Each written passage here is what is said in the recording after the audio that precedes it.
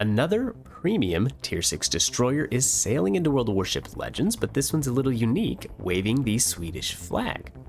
She is different with heals and defensive AA consumables, but beware, she does not come with the smokescreen. The question is, does she have what it takes to dethrone some of the really strong Tier 6 premium DDs, such as the Z35 and the Kid? Is she worth buying and bringing into your port? Well, we will answer those questions and more in this video, so sit back, relax, and enjoy.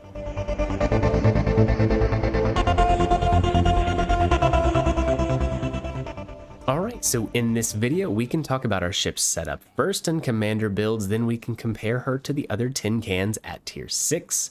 We'll look at some gameplay for this ship, and finally at the end I will share my opinion, because this is a premium ship that's going to cost you money. You can choose to hear my opinion on whether or not you should buy it or not. That will be at the end. The choice is yours. Now before we look at the build, let's set up the gameplay in the background. We are on Trap and Sea Spawn, which is usually the side that's going to get overloaded with red ships when you spawn here. Most players just tend to sail directly the way they are pointing, and I'm okay with that. That just means I'm going to have plenty of targets over here, and we're going to have some fun in this match. Alright, so the builds.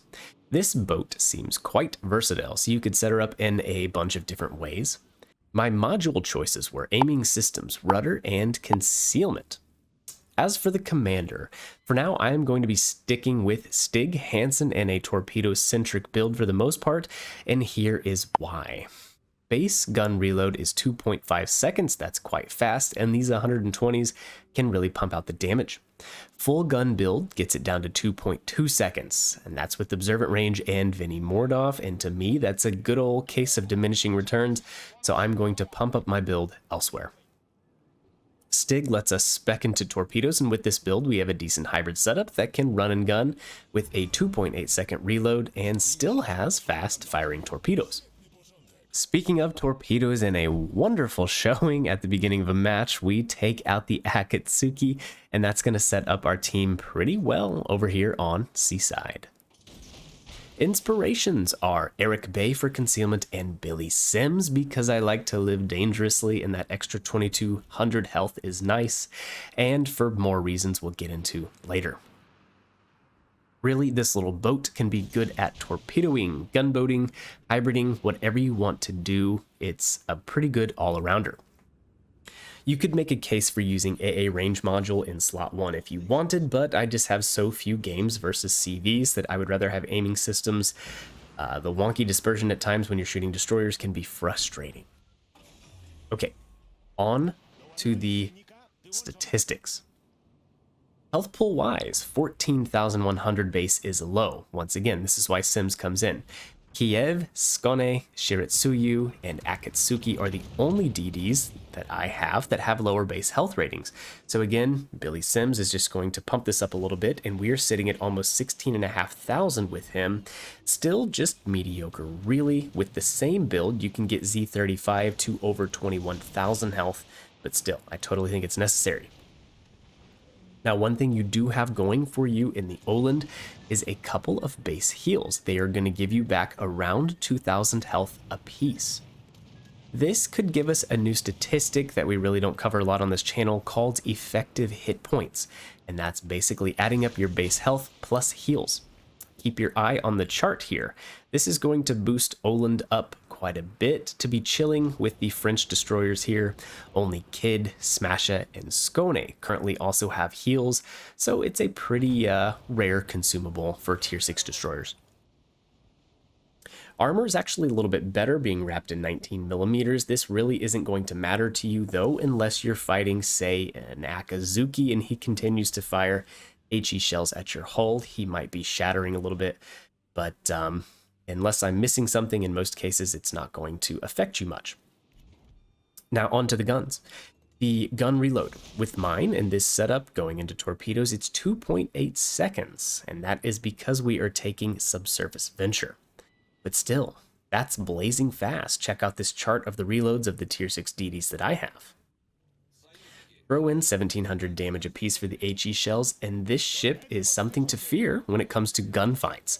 145k for the DPM as I have it figured. That is going to edge out the Z35 a little bit, but you're still going to fall short of Azerlane, Yukikaze, Smasha, and Benson. 7% fire chance to boot. That's not bad. American DDs, Benson. The other ones, 5% base, and the German heavy hitters such as the Moss and the Z35, they're 6%. So 7% is nice. Now on to the torpedoes. You get 6 of them. That is a rather small amount, and you're going to have a small alpha damage for the tier.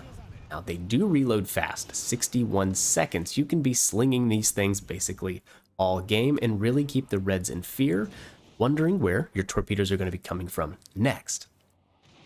Now again, small number, also small yield, about 11k each torpedo.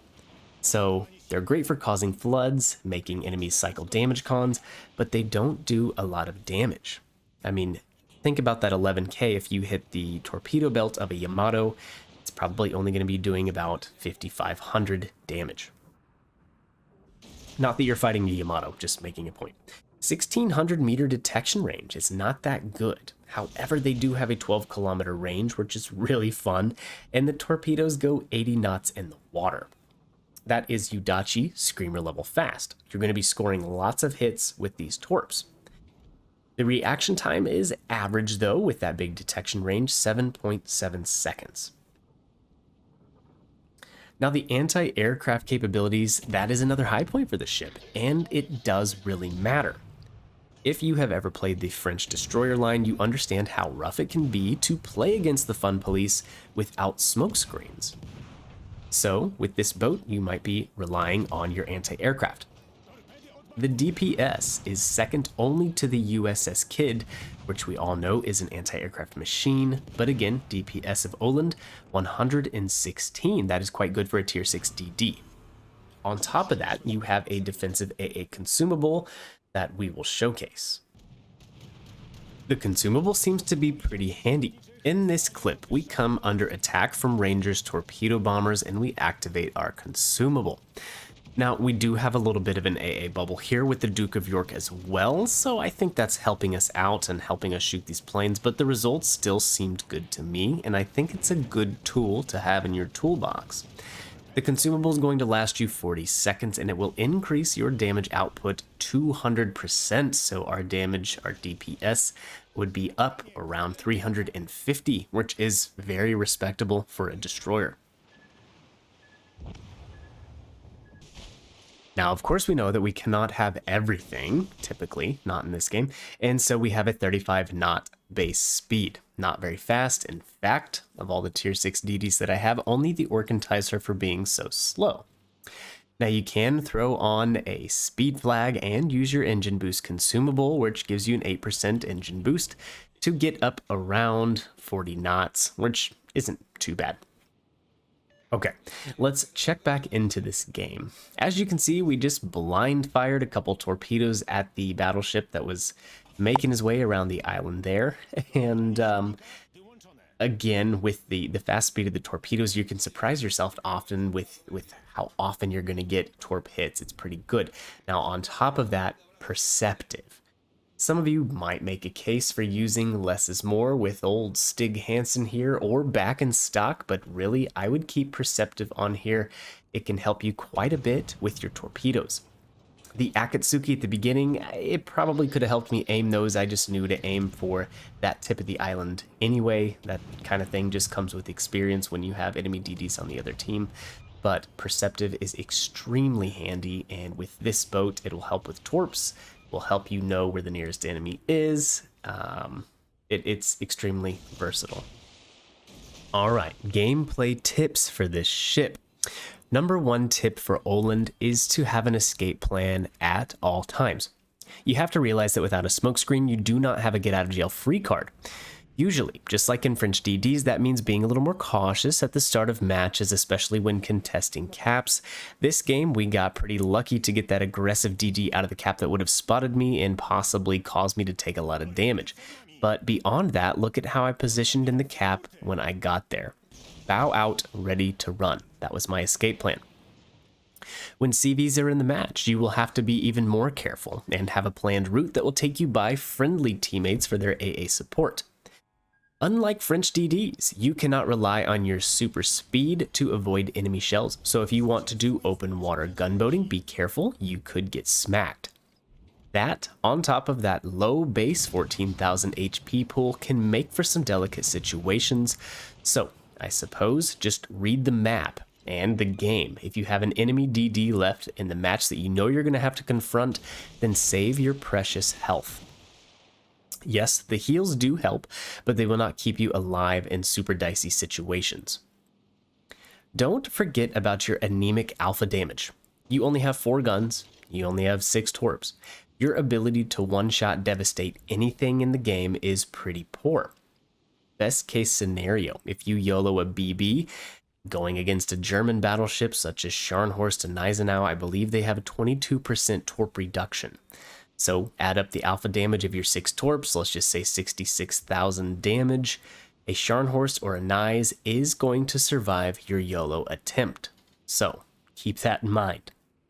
Gun alpha, only 4 guns. You're not going to deal a catastrophic amount of damage right off the bat. It's going to take you a little bit to get that fast reload cycling and deal some damage. AP shells, I've tested them a couple times. Penetration's okay. It's pretty decent, I guess. Here against the Boise, I didn't get any citadels at this far. Shatters, overpen, here, there. I just don't understand when shooting light cruisers sometimes. But anyways, another thing to remember, 12-kilometer torp range. So, like the Summers and the Gearings, I've always advocated for shooting torp lanes where there are multiple layers of enemy ships. You will surprise yourself. If you miss the first line of ships, you might catch someone in the second line or a little bit farther back. Okay, my opinion time. Look away, kids. Öland to me is pretty freaking fun. When I look for a premium ship at this point in the game, I look for something that is unique and offers a different style of playing this game. When you have, God, how many ships are in the game now? 300, 400? I don't know. Something unique, different. Öland scratches that itch for me.